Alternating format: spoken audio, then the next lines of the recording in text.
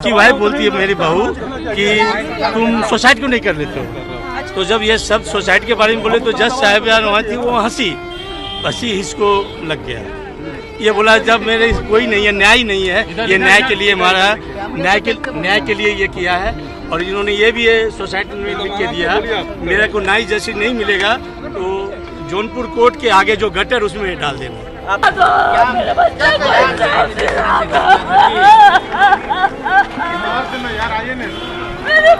भाई आइए अभिषेक जी मुंह तोड़ लग रहा हमको चोट। इनके करो ना भाई, क्या करो शादी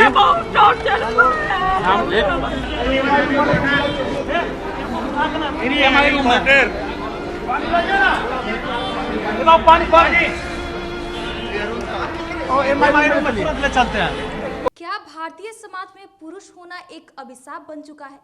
ये हम इसलिए कह रहे हैं क्योंकि जिस तरीके से अतुल सुभाष ने अपने पत्नी के टॉर्चर करने के बाद उन्होंने फांसी लगा ली। नमस्कार, आप देख रहे हैं द बिहारी टॉप और मैं हूं खुशी उपाध्याय। कानून व्यवस्था हमारी महिलाओं के लिए हमेशा कुछ करने को ठाना था। वो महिलाएं जिनको हमेशा पुरुष प्रताड़ना करते थे, उन महिलाओं के लिए न्यायालय ने सोचा कि कुछ इनके लिए बेहतर सोचते हैं। लेकिन फायदा वो महिलाएं उठा ले जाती हैं जो महिलाएं अच्छे खानदान से आती हैं, अच्छे घर से आती हैं और ये सोचती हैं तलाक के बाद अपने पति को इतना टॉर्चर करना है कि वो लास्ट में जाकर फांसी लगा ले।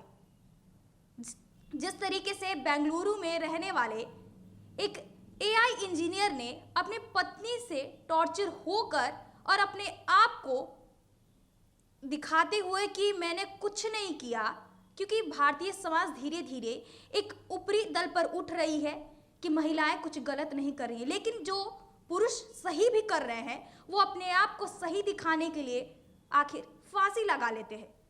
अतुल सुभाष जो बेंगलुरु में एआई इंजीनियर थे, उनकी पत्नी ने इतना टॉर्चर किया कि वो सोमवार को फांसी लगा लिए। मरने से पहले उन्होंने 1.5 घंटे का एक वीडियो बनाया, 24 पन्ने का सुसाइड नोट लिखा और जिसके बाद उन्होंने सुसाइड कर लिया।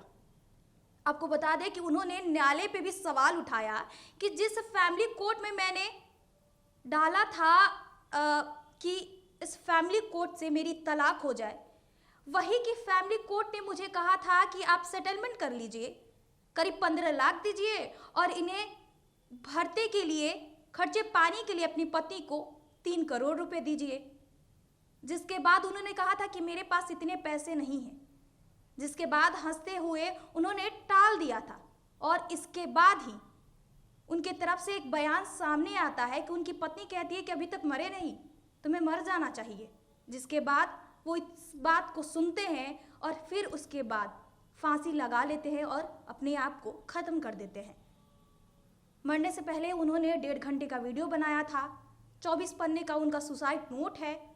और जिस तरीके से एक बेटे को खोना माँ बाप के लिए कितनी दुखी की बात होती है कि अपने जवान बेटे को पाल पोस के बड़ा किया, हमारे बेटे बाहर गए पढ़ने के लिए, जॉब किए और इतनी तरक्की कर रहे थे और लास्ट में क्या होता है कि उनकी पार्थिव शरीर उन्हें मिलती है। बुढ़ापे में माँ बाप का सहारा जब बेटा बनता है और उन्हीं आंखों के सामने जब एक बेटा गुजरता है तो माँ बाप पे क्या बीतती है वो माँ बाप जानते हैं। माँ बाप के से बेहतर कोई ये नहीं सोच सकता, क्योंकि बुढ़ापे का सहारा उनका बेटा अब इस दुनिया में नहीं रहा। आपको बता दें कि उनके माँ बाप बेंगलुरु गए थे, वहीं पर उन्होंने अंतिम संस्कार किया और जिसके बाद उनके माता पिता पटना लौटे और पटना लौटते ही मीडिया कर्मियों से बातचीत के दौरान उनकी माँ बेहोश हो गई। बेहोश होने से पहले उनकी माँ ने कहा कि हमारे बेटे को बहुत टॉर्चर किया गया है। आपको बता दें कि एयरपोर्ट पर रोते हुए अतुल की माँ बेहोश हो गई और उससे पहले उन्होंने कहा मेरे बच्चे को बहुत टॉर्चर किया गया है, मेरे बुढ़ापे का सहारा चला गया। जिस तरीके से वो रोते बिलखते लगातार ये बोल रही है कि मेरे बेटे को बहुत टॉर्चर किया गया, क्योंकि उनके बयान में जिस तरीके से अतुल सुभाष ने अपने बयानों में दिया था, उन्होंने जो वीडियो में कहा था, उनकी आंखों में पूरा झलक रहा था कि न्याय अभी तक उन्हें मिला नहीं है। उन्होंने एक बात और कही कि अगर उन्हें न्याय मिलता है तभी उनके अस्थियों को कहीं बहाया जाए, अगर नहीं न्याय मिलता है तो वही न्यायालय के गटर में बहा दिया जाए। तो मैं इससे सोच लूँगा कि भारतीय न्याय प्रणाली जो है वो पुरुष के लिए कितना सोचती है।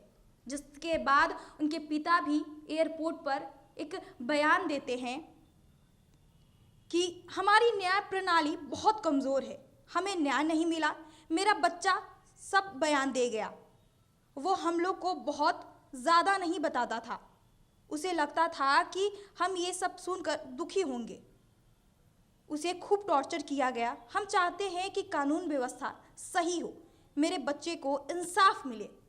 जिस तरीके से उनके पिता ने कहा कि हमारा बच्चा पूरा बयान दे दिया गया, फिर भी उसको न्याय नहीं मिला।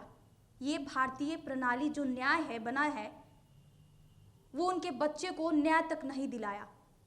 ये न्याय महिलाओं के लिए बना था कि महिलाएं सुरक्षित रहे, और उसी सुरक्षित को लेकर महिलाएं अब फायदा उठा रही हैं कि अपने पति से तलाक लेने के बाद उन्हें इतना टॉर्चर करना है कि वो अपने आप को ख़त्म कर दें।